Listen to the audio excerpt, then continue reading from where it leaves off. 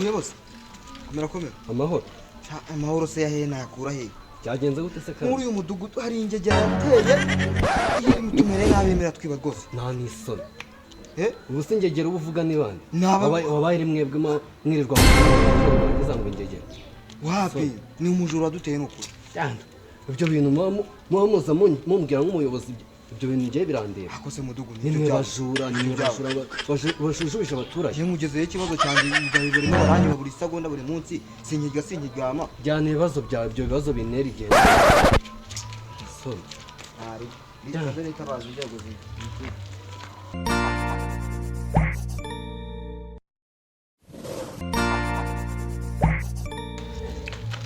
muyobozi ntagushakaga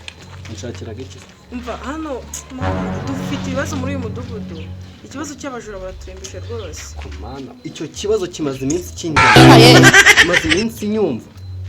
kimeze gute none ikibabaje nicyo gisambo kitwibanzaho kiba ariko nabuze ubushobozi bwo kukigira nyine tu koko se urahazi ndahazi nzi naho kinyura none n'ubwo icyo kibazo cyambayeho isereri tugende ujye kuhanyereka tugende makwereke tugende rwose